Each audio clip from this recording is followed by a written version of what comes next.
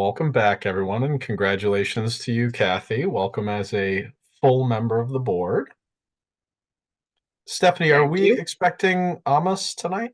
No, Amos is out of the state. I'm not, he said he'll try if he has good reception, but I didn't expect him. Okay, no problem. Well, we will just get started. I'll start reading the Zoom meeting procedures. This meeting will be conducted remotely over Zoom. Attendance by planning board members may be in person or remote. Excuse me. Attendance by planning board members may be remote, and attendance via remote shall count toward quorum. This meeting is being broadcast live and recorded on ECAT. To use Zoom, you will need to use the link on the agenda or download the Zoom application and create an account. You'll need the webinar ID number to join by phone only. While conducting Zoom meetings, we will endeavor to keep meeting operations as close to standard procedures as possible. However, use of the remote platform will necessitate some additional meeting protocols. While the board members or commissioners and applicants will be on video and audio, public participants invited to speak will also be on video or audio and will be muted and with no video feed from them unless otherwise allowed. Public lines will be muted throughout the meeting to allow the board to conduct business and to eliminate background noise. All votes will be by roll call. For public hearings, during the public testimony portion of the meeting, members of the public joining via Zoom may be recognized by using the raise hand function, which is found under participants from Zoom, or make a request with the Q&A function. If you're joining by phone only, you can press *9 to raise your hand. As in any public hearing, testimony offered must be related to the hearing being held, and the chair reserves the right to end the testimony of anyone at any time, or who goes long or attempts to talk about things that are off topic. When all business indicated on the agenda has been completed, the members will vote to adjourn the meeting, signaling the end of the meeting and the termination of the ECAT recording. So welcome all to the April 16th meeting of the Planning and Zoning Board. So that we have a quorum, I will now ask everyone to mark their attendance. Kidd? Kidd, present. Wolf? Present. Zygmunt? Present. And Stetson is present as well. So the first up is a continued public hearing, and this is going to be continued to April 29th. This is the definitive subdivision at 149 Lincoln Street, Carter Estates. So motion to move the 149 Lincoln Street. Do I have a second? Second, Zygmunt. Any further discussion? Hearing and seeing none. Wolf? Yes. Kidd? Aye. Zygmunt? Aye. And Stetson's an aye as well, so that will be continued. Next up is a public hearing for 159 Washington Street. This is a special permit duplex home, Fitzsimmons Development Corporation. Mickey, do you have the notice to read in? I do. Let me Great. put it right up. In accordance with provisions of Chapter 40A, Section 9, and Section 11 MGL, the Easton Planning and Zoning Board will hold a public hearing on April 16th, 2024 at 6:30 p.m. to be held remotely on the application received from the Fitzsimmons Development Corp. for special permit duplex dwelling under Easton Town Code Chapter 235, Zoning 235-56 special permits to allow the creation of a duplex dwelling located at 159 Washington Street, Easton, Mass. Assessor's Map Lot 89U. This meeting will be conducted remotely via Zoom. The virtual meeting link will be contained within the posted agendas at least 48 hours in advance of this meeting, and a copy of the application and plan may be viewed on the town website. Thank you, Mickey. And with us this evening is Christy Fitzsimmons. If you could just state your name for the record and your address, sir. Yeah, my name is Christy Fitzsimmons. I live at 28 Blackbrook Road in Easton. Thank you. And will anyone else be joining you to discuss the project? No, just me. Okay. Um, Stephanie, do you want to show the plans on the screen? I think Mr. Fitzsimons is prepared to show the plans. Is Perfect. that- Well, I have a big set of plans, but I don't know if you're going to be able to see them on the small screen right here. I know I Oh, sent them. Suzanne did not instruct you that you were supposed, okay, I can share my screen then. Yeah. That would be great. And while she's doing that, Mr. Fitzsimons, maybe you could, kind of walk us through the project. I think we have some familiarity with it. We have seen this project when you were going through the ZBA process, but, the floor is yours. Okay. I bought this property about 6 or 7 years ago. It was a single family house on Washington Street, uh, up near Roach, on the way up to Roach Brothers. I got a building permit from the town to do an addition on the rear, to convert it from a single family to a two-family house. The original plan was to keep the original foundation of the front of the building and the first floor walls. So when we started to do the demolition on it, we tore the front porch off, things that were hidden from us. We couldn't really see them. When we took off the front porch, realized that the foundations were completely crumbling, and then all the wall sills were rotted out. We went down to the building department, spoke to the building inspector, and we were told we couldn't tear the whole thing down because we had to wait for historical review of it. We had a historical review, and they determined there was no historical significance. And then the next step was to go through zoning. It was approved by zoning, and the next step is the planning board to get approval. It's the same set of plans that we had originally submitted to the building inspector for a permit, and he issued the permit. The only thing that changes on the plan now is, instead of the old rubble stone foundation being kept, we're going to put a new foundation in that area. So it's the exact same building that was previously approved, except for, instead of the old foundation being left, it's a new foundation we're putting in, full new foundation instead of just a half of a foundation. Okay. Stephanie, any comments? Generally, I just want to explain one of the steps, and I think I explained this at the last meeting. The reason that Mr. Fitzsimons needed a special permit from the Board of Appeals is the site is undersized. It's not a complying lot. And if he had completed the demolition, it would have been considered as kind of a new lot, non-conforming, and he would have needed a variance. But the zoning allows, prior to demolition or full demolition, an applicant to come and seek a special permit to demolish and then reconstruct larger, with a special permit from the Board of Appeals. So I need to scroll back. My only comment, I think this meets all the requirements and the standards for a special permit for a duplex. My only comment was that I would like to see the plans show that they have sufficient parking for 4 vehicles in the proposed parking area. So if I can, I'm just going to go back, sharing my screen. So the parking area is right here, right here. I don't think If I'm not mistaken, Yeah. okay, it's actually, I'm sorry, I am just now seeing that there's a driveway on this side as well. So are you seeing my screen? we're not. There we go. Sorry about that. There you go. All right. Yeah. So I'm sorry, when I was reviewing the plans, I only saw the northerly driveway. Now I'm seeing that there is one proposed on the south as well. So I think that concern is addressed. Okay. Mr. Fitzsimons?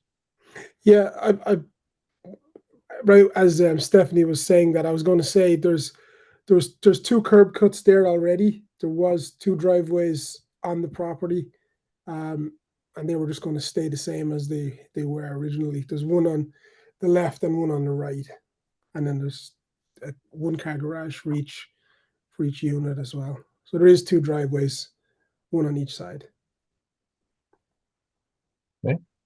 Any questions from any members of the board?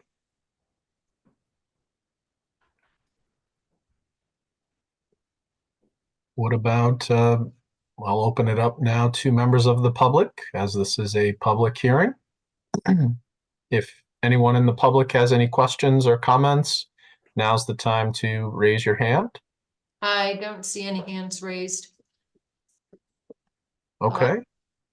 Well, I have no questions. Mr. Fitzsimons, I mean, seeing no questions from the public, would you like us to? There is some, I'm sorry, a hand was We have someone? raised. Sorry. Okay.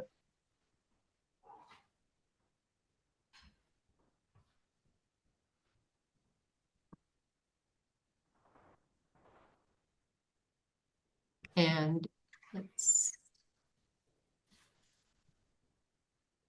I think. If the person could identify themselves, because they're only showing up as call-in user 1. Yeah, and please, call in user 1, please state your name and also your address, and then the floor is yours. Hi, I'm April Raleigh. I live at 155 Washington Street, right next to the proposed redo of the house. Mhm. Hello, Mr. Fitzsimons. Hello. I just have one concern. Because of the demo that has begun already, and I assume the construction, there has been more water funneling into my yard than there was before. I think just because of the ground changing. So I didn't know if there's going to be some drainage to prevent the additional water that's coming into the yard. That's all. Mr. Fitzsimons, any comments on drainage issues? Well, right now, none of the yard has been graded at all.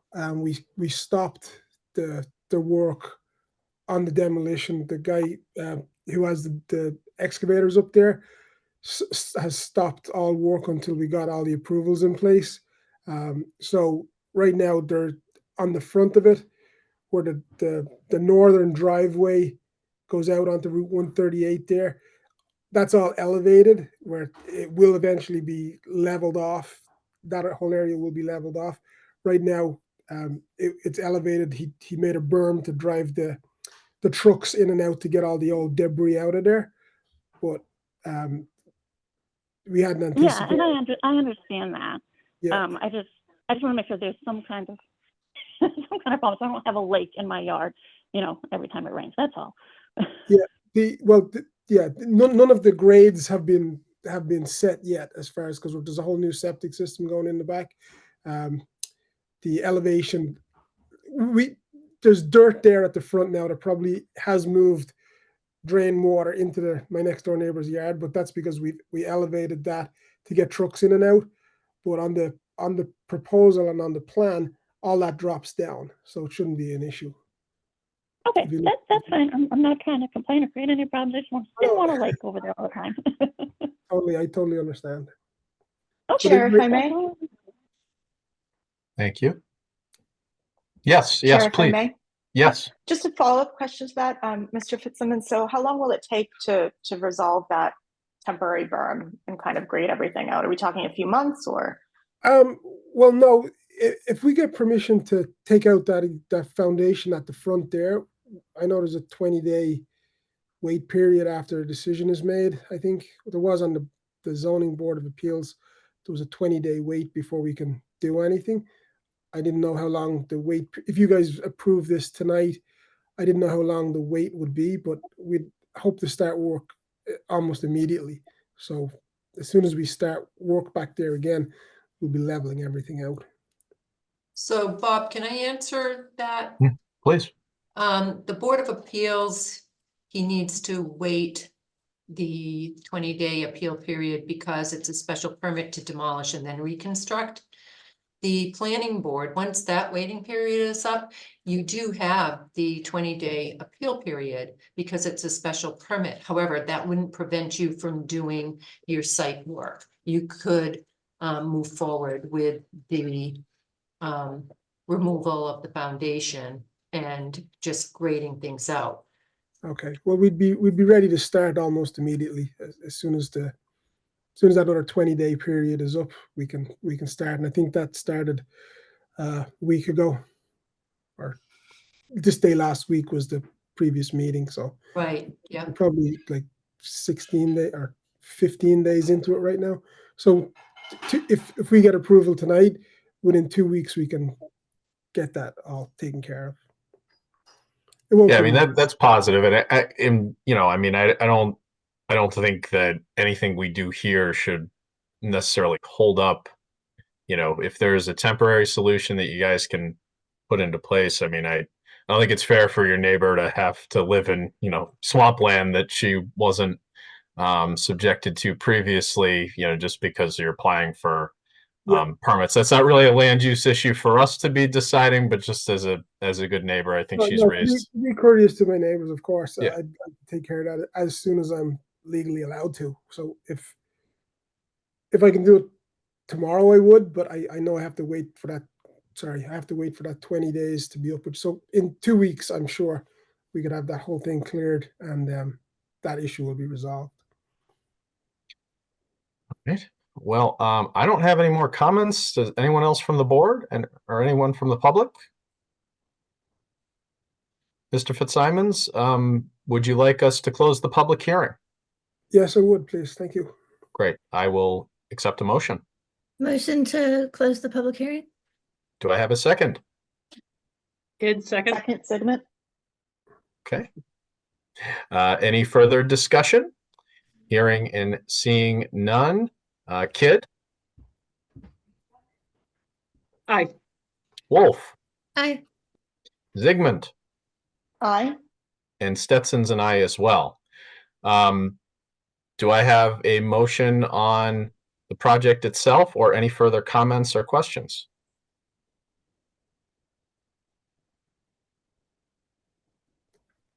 I'll make a motion to approve the special permit for, what was the address, 159 Washington Street? Second, Yeah. Wolf. Great. Any further discussion? Hearing and seeing none on the motion to approve. Kidd, Aye. Wolf, Aye. Zygmunt, Aye. and Stetson's an aye as well. Good luck, Mr. Fitzsimons, and you know, hopefully you can address the water issue for your neighbor as soon as possible. Absolutely. Thank you very much. Thank you. Bye.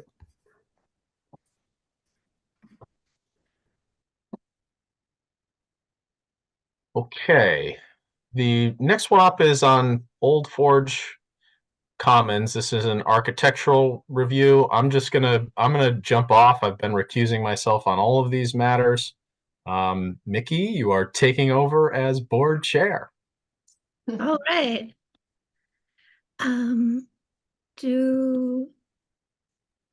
This is my first time as board chair. So, do we have anybody here from? Bill Humphrey is here.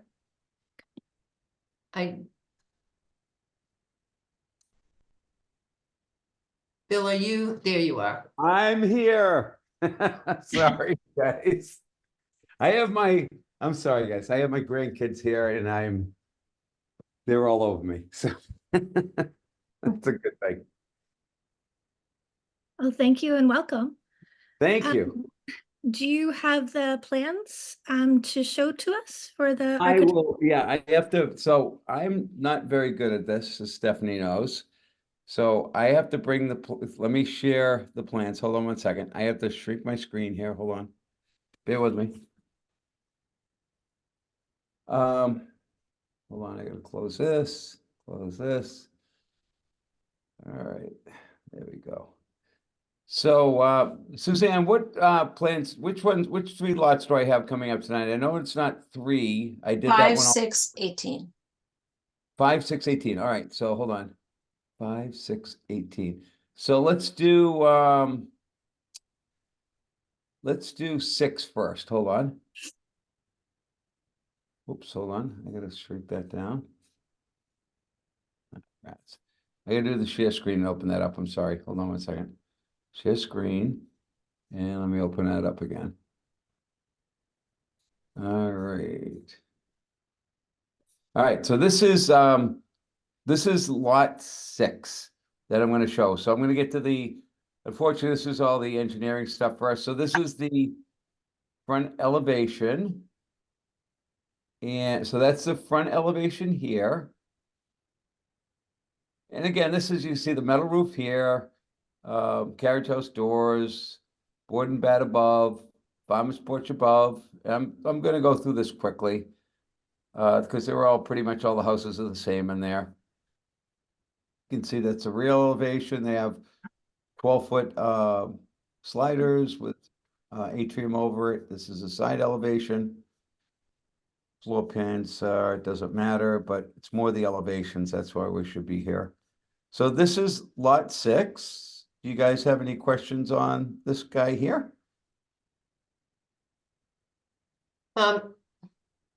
Mickey, if Mr. Humphrey could just talk about the materials. Yep. So all the materials in the subdivision are all of the houses are all the same. So everything is a vinyl product. Roof shingles are all architectural. All the roof shingles in there are black in the subdivision. That's my choice. So all the porches are done in PVC. So the garage doors here, this one is a carriage house. This is called a board and bat siding here, as you can see. And all the windows are 4/1. In other words, the upper grills have 4 crosses, lower has single, they call it. And all the houses in there, either on the garage side or the porch side, have a metal roof. So that's a metal seamed roof that you see there. And all the houses have farmers porches. So we're trying to create a farmhouse type look. And that's what we're doing in here. It's resembles the last 8 houses that I've built in there. And that's about all I can say. It's well, I should say on the side, let's go to the side elevations. But on the side elevation, it's just regular vinyl product. It's a 4-inch, resembles a clapboard. This is a white window. Some of the houses we go with black. This one's white. So again, this is a white vinyl siding here. And it's on white vinyl on the side. I should say not white vinyl. I should say 4-inch vinyl on the side, white windows.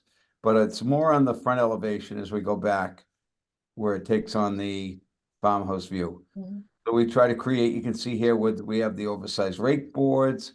We have a sort of a roof, shingles roof over the garage doors, and then the carriage house style doors.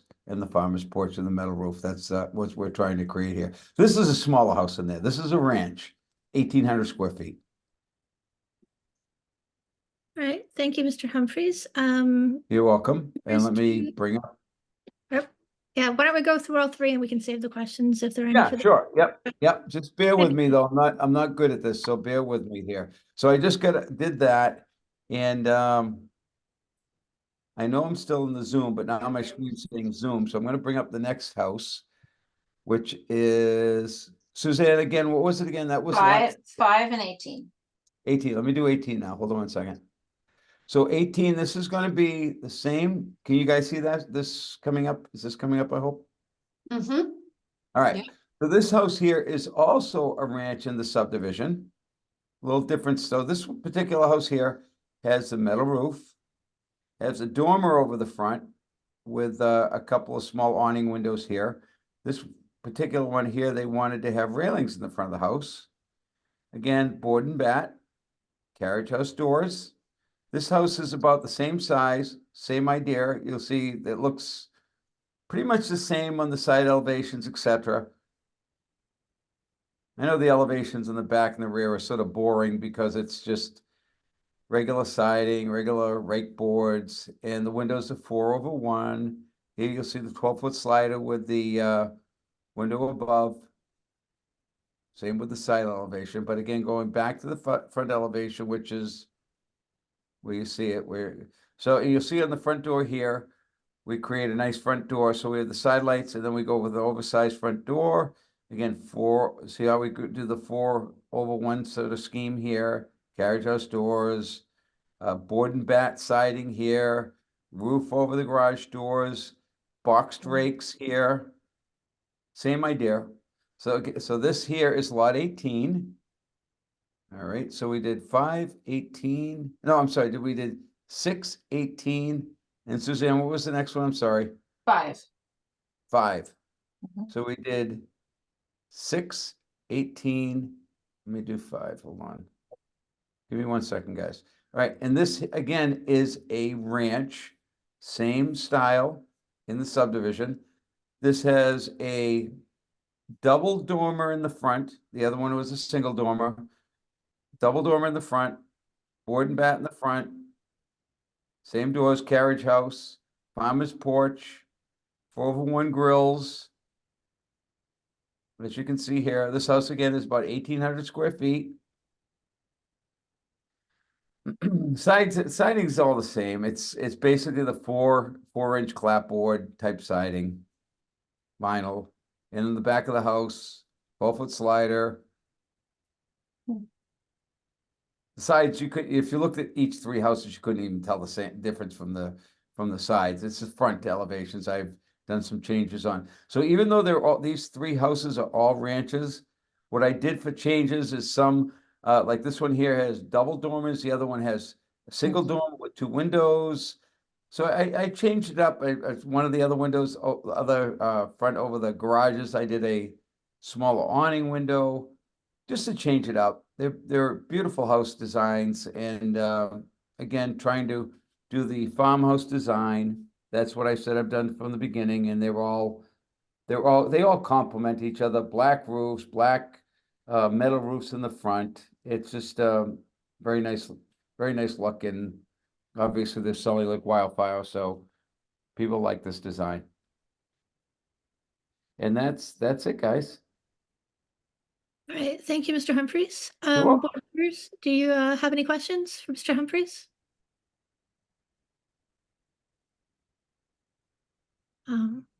Stephanie, do you have any questions or all good? No, I'm all set. All right. Do we want to make a motion, or do I have to ask for the public, or this is not a public hearing, so no, correct? Correct. All right, I'm getting the hang of this. You're funny. Does anybody want to make a motion to accept the designs? Motion to accept the designs for Old Forge Commons, lot 5, 6, and 18. Zygmunt, second. All right, Kid, Aye. Zygmunt, Aye. and Wolf is an aye as well. Thank you very much, Mr. Humphries. Thank you, guys. Thanks so much. Enjoy your night, and I hope it goes over quick for you. Thank you.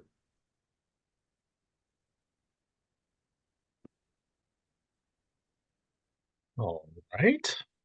Mickey, thank you very much. Nicely done. Next one, we have another architectural review over at Goodspeed Estates. This is for number 4, but I did see something in our pamphlet about 16. Are we only doing 4, or are we doing 4 and 16? Think it was just 4, right? Just Susie? 4? 16 might be the street address. Yes, Might I think it is, yes. Fair enough. And so it looks like we have Mr. Ekstrom joining us. Good evening, guys. All right. If you could just state your name, and the floor is yours. Sounds good. My name is Ethan Ekstrom.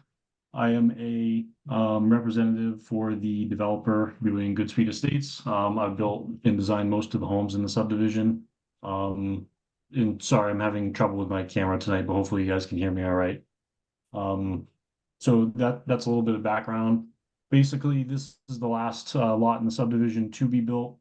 The previously approved footprint that went through conservation and the planning department for the architectural review was larger. We found that we may have better luck building a spec home that's a little bit smaller, and so that's what we've designed. This site plan shows a smaller footprint. It's a more simple home, and the garage is flipped to the southerly side. And the architectural design is a little bit simpler as well, and smaller overall, but still in keeping with the neighborhood.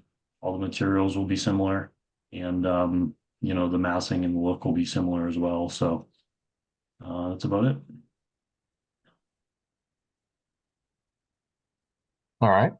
Are you able to see what Stephanie's showing on the screen? I mean, do you want to walk us through the design a little bit? And Certainly. So yeah, that's the front elevation there that Stephanie has up. It's basically a two-story New England colonial, two-car garage on the right, carriage house garage doors, PVC front porch columns there, vinyl clapboard siding, architectural roofing shingles, and then the two dormers for the future potential walk-up attic if somebody chooses to finish it. The window grids are the 2/2 style. And like I said, the look is meant to be in keeping with the neighborhood. We are simply just coming before the board to reapprove because we'd like to change the design from what was previously approved. maybe that's what I see. So that we had already approved. Is that what we had already approved Yes. the design on this? Okay, that's why I thought I looked at two different designs. So So you're I wanted basically to asking pull for a that. change. Right, I asked Suzanne to put the original design, which is this one, in the package, just so that the board could see what was previously approved. Right. So previously it was a ranch, larger footprint. We found that we also had a little bit more space to work with the approved conservation limited work when making the footprint smaller. So we feel that that kind of helps on multiple fronts. And like I said, just making the design smaller, but still in keeping with the look of the neighborhood. Yeah, it's a simpler design, to be sure. Is the square footage comparable or is it the same? It's comparable overall because that original ranch plan didn't have a finished second floor over the main body of the house there, only a bonus room over the garage. So the new square footage of the new proposed design is I think somewhere in the 2,100 to 2,200 square foot range, which is also in keeping with the other homes in the neighborhood. They range anywhere from 2,000 square feet up to 2,900 square feet. So this is somewhere, you know, in the middle of that. Well, is this the only one in that development without the kind of like the farmer's porch concept? No, the lot number 2, which I designed and we built probably 2 years ago now, didn't have a farmer's porch. It just had a front step. There was an open deck, no porch. And I believe that lot 6, which is directly opposite from this lot 4, which I also designed, that one also has just a front covered portico similar to this, but no farmer's porch there as well. Okay. Board member or Stephanie, any comments?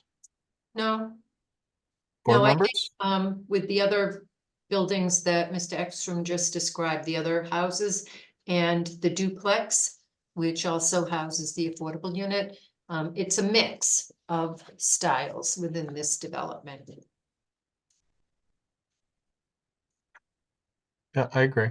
Board members, any comments? Okay, I will accept a motion.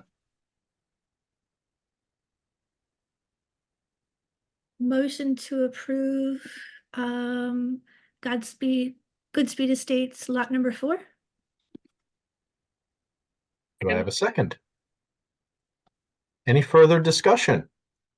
Hearing and seeing none on the motion to accept. Kidd? Aye. Wolf? Aye. Zygmunt? Aye. And Stetson's an aye as well. All right. Thank you, guys. Appreciate it. Thank you. Good luck. Have a nice night. Thanks. Bye. All right. So this next one, I mean, I guess maybe a little a brief lead-in is required. I'm sure you guys saw the letter from Mr. Marione's office. This is an issue that first came up to us, you know, a few months ago when Mr. Lincoln came and you know, expressed some concern, at least at that time, about one home that there was an interest in building out the basement. We kind of came up with a solution there. Looks like this is perhaps a broader issue that, you know, Mr. Lincoln and his team would like to propose addressing. You know, and I guess that's the lead in. Walter, if you could just, you know, state your name and you know, tell us if you have any additional thoughts, and you know, hopefully we can figure something out here. Excuse me. Happy to. My name is Walter Marioni. I'm an attorney with the law firm of Marioni, Shaughnessy, and Udy. Our addresses are 2 Battery March Park in Quincy, Mass. Representing here this evening, Mr. Rick Lincoln, who I believe you all know, along with his LLC, Sawmill Village LLC. Mr. Lincoln unfortunately had a conflict this evening, so he's attending that other meeting while I attend this meeting. Little bit of background. This board approved back in, I think it was 2022, a 44 unit project at this site. The 44 unit approval was both a definitive subdivision approval and a special permit for a 44, I'm saying unit, it's actually lot, 44 lot compact neighborhood. The issue that the chair references specifically was about an in-law apartment. So as Mr. Lincoln has begun marketing the project, or has marketed the project to date, he's found a lot of interest from buyers, initially for in-laws and then for finished basements. The in-law apartment is not particularly difficult to deal with, given the nuance of the bylaw, because the in-law apartment, under the bylaw and the way it's worded, is a separate dwelling unit and has its own controls built into the bylaw. So you can construct an in-law apartment within the basement, within the square footage parameters as defined for an in-law. And those parameters are built into the zoning bylaw, and this board has the special permit granting authority for in-laws in certain circumstances. The problem that exists for the finished basement, so a finished basement just for additional usable space, not as an in-law, is unfortunately very different. And again, this is being market driven. There are a lot of buyers. I don't have a number for it. It's hard to quantify, but there's been, at least preliminary, a lot of expression of interest in finishing basements. People that have said, hey, if I buy this house, what would it cost me to finish the basement? Or if I buy this house, could I in the future finish a basement? And we looked very hard at the bylaw, because you have to look at different sections. We discussed it with Stephanie and with the building inspector. Stephanie discussed it with the building inspector. We didn't discuss it directly with the building inspector. And I think everybody agrees that the bylaw, the way it's written, would prohibit finished basements, not per se, but in these units, in these homes that are designed for this project. So the Easton zoning bylaw, this compact neighborhood overlay district, the Foundry Street compact neighborhood overlay district, and excuse me, because I'm going to read for a minute, but this is set forth in my letter, if you guys have seen my letter. It says dwelling units are to be detached single-family dwellings, duplexes, or triplexes. And then a separate sentence, each dwelling unit shall not exceed a maximum of 1,800 1,800 square feet of gross floor space. So the homes that are being constructed on this site are consistent with that provision. First of all, they're single family dwellings, they're detached dwellings. Again, there are 44 of them.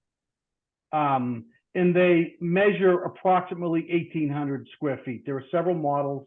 I believe the board may have already approved the models. I could be wrong about that. But they meet the definition of 1,800 square feet. The second, in order to sort of analyze this, you have to look at what is 1,800 square feet of gross floor area, gross floor space. How do you measure that?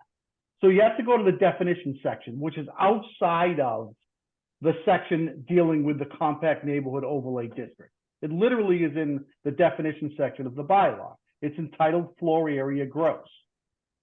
And it says the sum of the area of the several floors of a building measured from the exterior face of the walls. It does not include cellars. Notice it uses the word cellar, not basement. Unenclosed porches or attics not used for human occupancy or any frontage. I don't know what those last three words mean. I have no idea why they're in the bylaw, but I'm reading it to you exactly as it is. So when you look at that, you say, okay, we have these models here. There are these sawmill models, and they're approximately 1,800 square feet, each one of them. How was it measured? Well, it was measured on the first floor and the second floor, right? Because that's the area that is not a cellar, which again, we have basements, not cellars.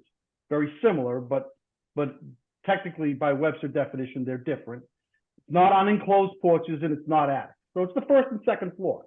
So you got 1,800 square feet of usable area. If you now want to finish a basement, that's no longer, it does not include cellar, not used for human occupancy, because now it's going to be a basement that is occupied by humans. So you would have to include that area in your square foot calculation, which pushes you dramatically over the 1,800 square feet. In theory, it pushes you up by 50% or to 2,700 square feet. Assuming that the first floor is 900, the second floor is 900, add another 900, you're 2,700 feet. So you now violate the prohibition in the compact neighborhood overlay district section that says each dwelling unit shall not exceed a maximum of 1,800 square feet. If you stand outside of that house and you have one with a finished basement and one without and one with and one without, nobody ever notices. You can't tell, right? Because it's the footprint of the structure, the look of the structure is exactly the same. And there's no proposal to change that, but you still can't do it under this bylaw. So that's the problem that Mr. Lincoln is having. People want to buy these homes, and many of them are expressing an interest in presently having their finished basement or in the future having a finished basement. And the honest answer to them is you can't do it. So what we would like to do is have the board propose and support a bylaw change that allows people in the scenario that we're describing to finish their basement, which, as I've set forth in my letter, and I don't want to get into all the detail of my letter unless you ask me to, I think it's probably easier just to have a conversation. But what this does, what this bylaw does, is it puts people, these 44 people that own homes in this subdivision, in a different world than every other single family resident detached dwelling in the entire town of Easton. In other words, there's no other single family dwelling in the town of Easton that is regulated based upon square footage in the zoning bylaw. It doesn't exist in anywhere, at least that I know of, anywhere else in the zoning bylaw. So really all we're asking for is to put these people on the same footing as every other homeowner, number one, and number two, to create an opportunity to finish the basement in a manner that anybody driving by will not notice. The last thing that I would say about it is it wouldn't create the opportunity to have additional bedrooms, because this bylaw specifically states, and I mean by this bylaw, I mean the compact neighborhood overlay district bylaw specifically states that every home in this district is limited to 2 bedrooms. That was a bylaw amendment that was put in play, I don't know, a year or 18 months after the original bylaw with the square footage, the original bylaw that contained the square footage language was put in place. So I think it's important to note that someone couldn't finish their basement and add a 3rd bedroom, because that opportunity does not exist. So that's the ask. That's sort of the logic behind it. That's the history of how it came about, how the project was approved, how the request for this has come about. And I guess from there, I'd throw it back to the board and say, love to have a conversation about it. And I'd offer any insight that I can. Have you guys had any feedback or any dialogue at all with the neighborhood group out there, Dal Carister and his group on this? No. Not yet. Not well, I mean, not about this letter. I mean, I've talked to Dale and we've met with the neighborhood group numerous times over the course of time, but I don't recall us ever having a conversation about finishing basements. No, I'm just curious. I'm just curious because the issue they kind of don't even came know up. you can't finish a basement. Right? Well, we didn't know it. We didn't know it until we dove deep into the language. Well, I mean, we just dealt with it with the, a couple of months ago. No, I mean, we didn't know about it when the bylaw was drafted and was passed. We never discussed finished basements. It was never something that came up. This has come up through marketing efforts. Well, it's sort of it's kind of, as you presented, it's a little bit hidden. I mean, it's not intuitive. That you wouldn't be allowed to do this. I mean, quite frankly, I appreciate your and Mr. Lincoln's candor on the point. It seems to me like something where I mean, I've been kind of thinking, and I want to open this up to Stephanie and the board, but I can't really rack my head around why it would have been done this way. Other than, much like, I'm looking at the definition of floor area gross, and for the life of me, like Mr. Marioni, I have no idea what it means when the last 3 words are or any frontage.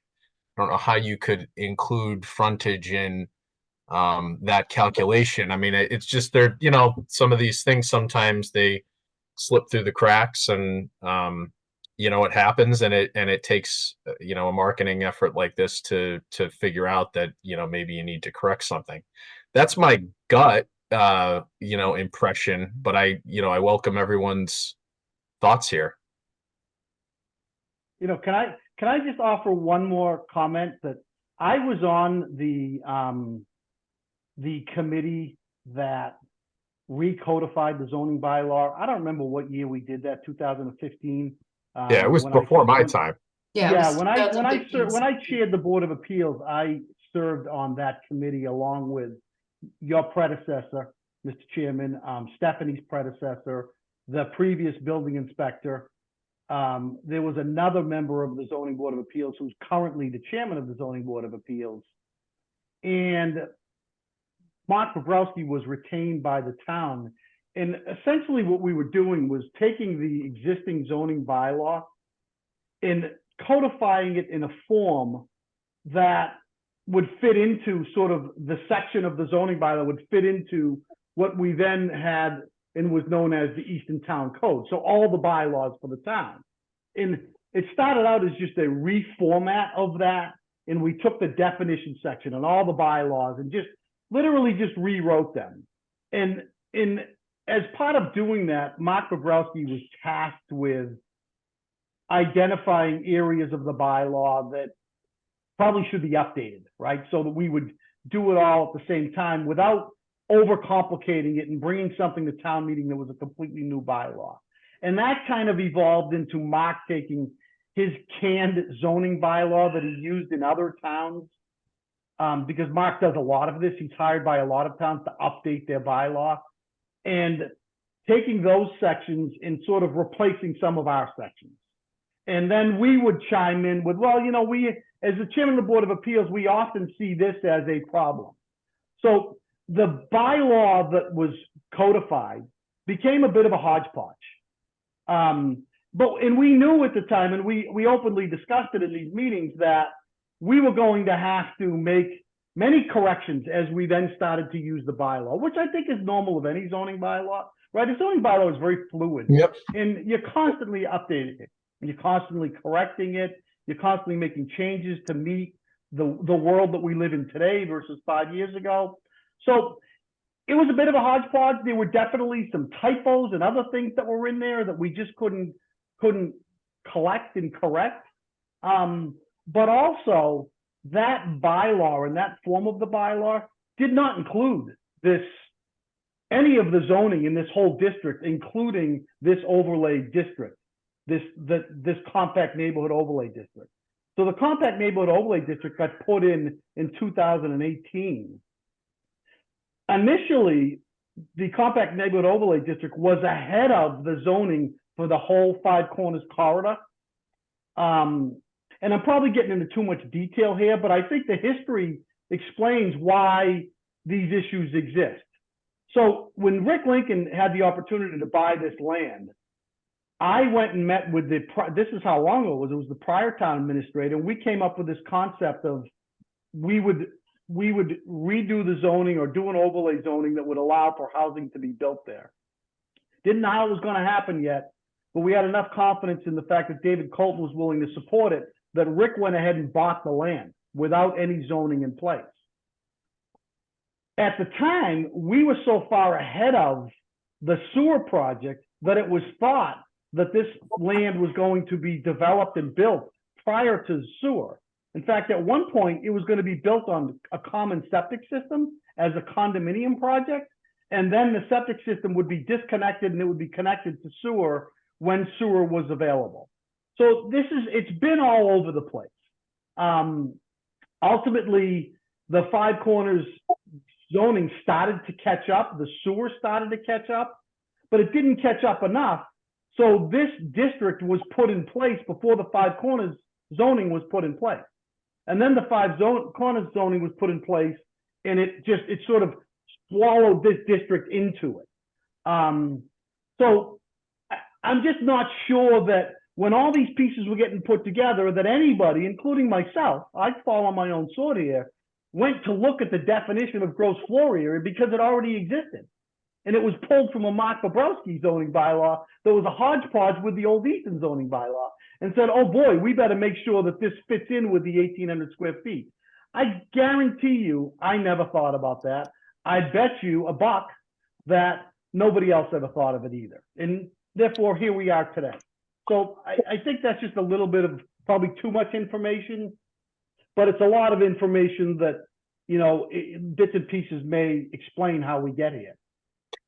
No, I think it's helpful. I mean, because I think if you survey, you know, bylaws, I mean, I'm used to seeing it aside from our own in the floor area ratio context. Yes. You know, it's Yeah. 50-50 as to whether or not that's going to include basements, whether or not it's going to Agreed. have some other limitation on basements and things of that nature. But I think your bigger point is accurate, which is that, you know, you can't foresee all these things, and that's the beauty of, you know, the bylaw process, is that it can be fluid and we can make corrections, and we can, you know, learn that there are, you know, issues and holes or inconsistencies, and you know, unfortunately we try not to be reactive, but that's sort of a necessary byproduct of the process. One other question for you is, what's the square footage of these basements typically over there? Well, I think they are, in terms of the physical basement, I think they are generally or roughly the same size as the first floor or the second floor. So again, in an 1,800 square foot home, it differs by model, but as a general statement, a basement would be 900 square feet out of a 1,800 square foot home. So you'd have a 900 square foot second floor, a 900 square foot first floor, and then a basement, in this case, an unfinished basement or a cellar, would be 900 square feet. They vary. I mean, they're Yeah, up you're and down. probably, I guess what I'm getting at is, because you're gonna end up, you'll probably have, I'm assuming, some utility space down there Right. that you're gonna have to deal. Yeah, and there's So are you probably, talking about in terms of what a buyer would want? well, yeah, I mean, just to kind of put it in context for us, if we're talking about, changing the bylaw to allow for some finished space down there, I mean, in practical terms, what are we looking at? So we've never explored it, and I talked to Rick about this when Rick told me he wasn't going to be here. I got some information for him because Well, but what about the involved in in-law one we construction. just looked at, Walter? Even a couple months ago. I don't know the answer to that. Okay. But I know that Rick told me that that generally when he has finished basements in projects similar to this, that you tend not to finish the entirety of the basement, but there are a lot of people that would like to see as much of it as possible that's finished. So you could, in theory, put your electrical panel and maybe your water meter in a very small sized closet and finish the rest of the basement. You could, from construction perspective, you could finish a large percentage of the basement. You definitely could. You definitely could. I wouldn't suggest that you, but somebody could elect not to. Someone could say, I only want a family room for my kids to go downstairs and play in, and that's a 250 square foot area. It really is buyer specific. But I'm not going to sit here and tell you that there's no chance that someone's not going to look to maximize the area, because they could. They really could. Okay. Any other thoughts here, Stephanie, board members? Well, I was going to say, when Walter first said, 900 square feet, I think probably most people would not finish out the full basement because they might want their laundry downstairs. That doesn't necessarily need to be in a finished room. And you have your utilities, you have your meters and boiler and whatever down in that area. But I think that most people today, if they have a dry basement, they're interested in finishing it as an extra family room. And as families grow, it provides more space for the family. And Board not members? not necessarily in bedrooms, but just in living space. Yep. What do we think? Do we have any other questions, thoughts? It seems to me, if I may, I think, so looking through the language of the compact overlay district, affordability didn't factor into any of the goals of that bylaw. I think a lot of the discussion we're having here probably relates more to an affordability perspective and kind of issue than anything else.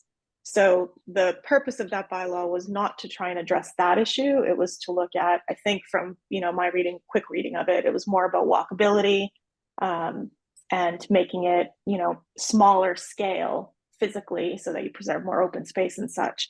So I think that as long as it's within the same footprint of, what was originally proposed, to me, it doesn't seem like a problem that people do finish basements for whatever purpose. I think the bedroom issue always gets tricky because you can't really stop somebody from then using that room as a bedroom or not. And whether or not gets sold with a basement bedroom in future is kind of, who knows? But as long as it's within the same footprint, I kind of feel like it's really only fair for them to be able to do with the best basement as they want, given the intention of the overlay language to begin with. If affordability had been built into the language of that bylaw, then I think I'd have a different opinion on that. I think finishing a basement would obviously increase the value of a home, and that would make it potentially less affordable in the future.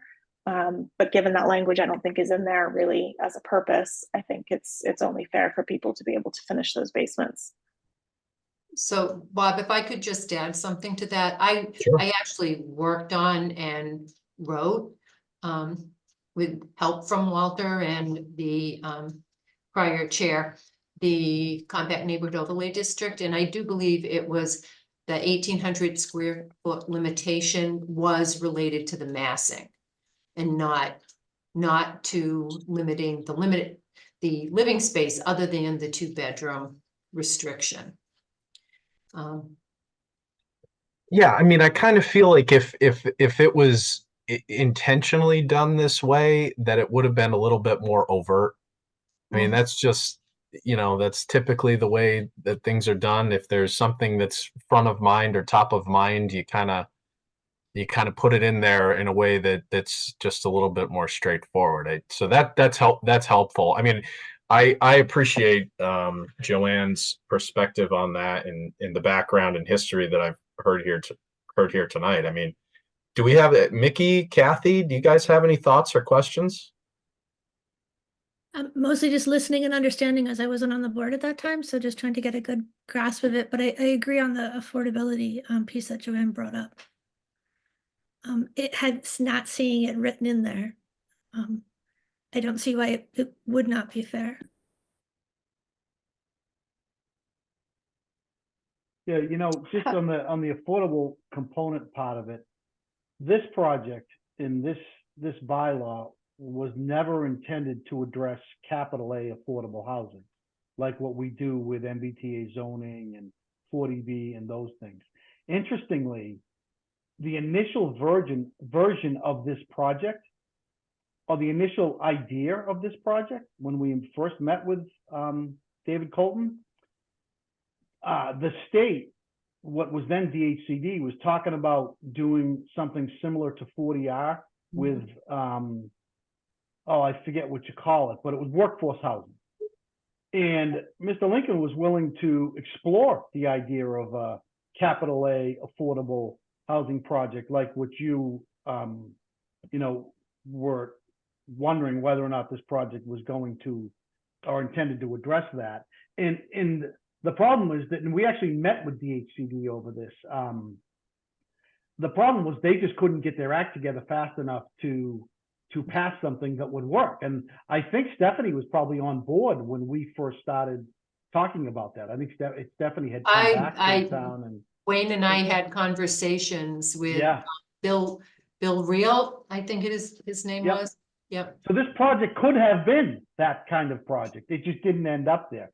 Yeah. One of the things that we thought about in those early conversations after we get past the fact that we couldn't do it affordable with a capital A project was the fact that in terms of new construction, even though the starting price of a home is a little less than $800,000 in this project, for a new construction subdivision, that is quote unquote affordable. In this day and age, in this market, with construction costs what they are, in a town like Easton, that is again not affordable capital A, but affordable with a small a. You're not going to find a new construction project around here in the town of Easton where you can buy a new construction home for under $800,000. The market is just crazy. It's just gone crazy. Well, and I think the bigger point that I happen to agree with is that I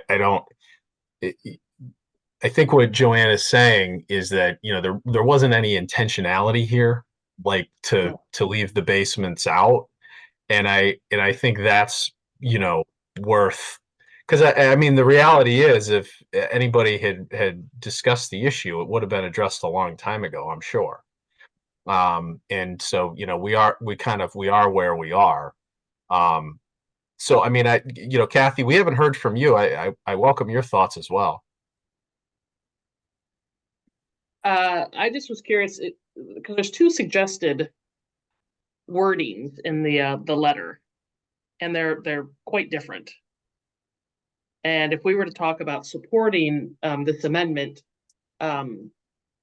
which one do you want to move? Which one is the one you want to move forward with? And so that's one question. And then the second question: if we were to support this,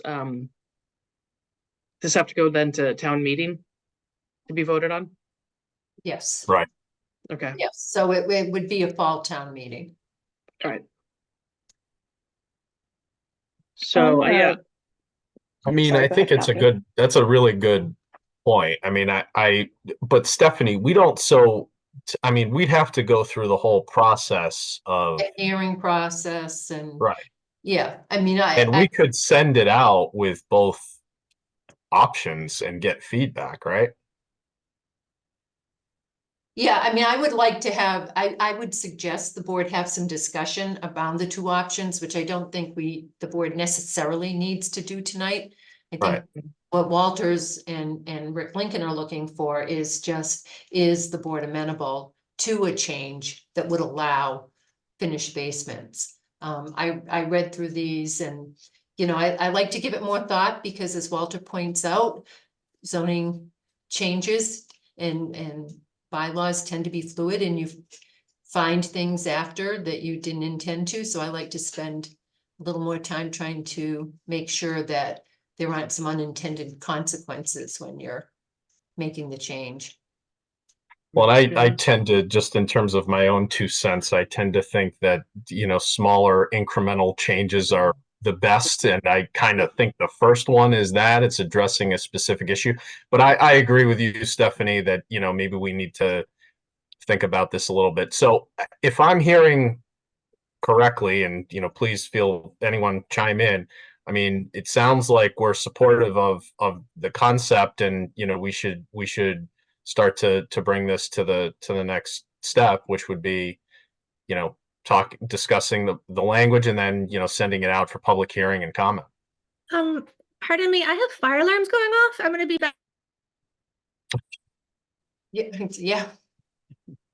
I think we had you know, she gave us some positive feedback. I mean, Kathy, Joanne, are we feeling comfortable moving this forward? I think so too. I think more time to, Yes. you know, get into the nuts and bolts of it and stuff is good. So I think we can move in that direction from my point of view, I think. It's fast. All right. And Mickey, now that you're back from hopefully false fire? alarm. They've been going off all day. I have no idea why, just randomly. Traumatizing the dog for sure. Okay. Well, Walter, I think you've got a receptive board here. Thank you for your presentation. So Stephanie, next up would be, I mean, we obviously, unfortunately, for Mr. Lincoln, we have time. We aren't going to be able to get this on for the next town meeting. Right. So what are we looking at for like a rough time frame, or can we figure that out before the next meeting and, you know, get Walter Oh, on it? we can figure that out. I mean, we have plenty of time before fall town meeting, so. Right. My suggestion would be let's get through this town meeting and then work on it then. That will give us plenty of time to work on it and have it ready and it's unusual when we have zoning ready that first. And I think there is I always have to look at the regulation, the act, the number of days before town meeting, whether it's a minimum or a maximum of days. Well, I mean, it sounds like we've got time. So, you know, maybe before the next meeting, we can kind of start to put together the rudiments for a timetable here and go from there. All right. Mr. Marioni, thank you very much for your presentation, and you found a receptive board. You were very persuasive. So have a good night. Thank you. You guys have a good night as well. All right. Next on the agenda is Owl Ridge Estates. This is the release of the lots. Stephanie, can you maybe, or do we have anyone here presenting on this? I don't see anybody. We have someone in the audience, but I don't recognize them as being here for this, and I wouldn't expect it. This is a cleanup.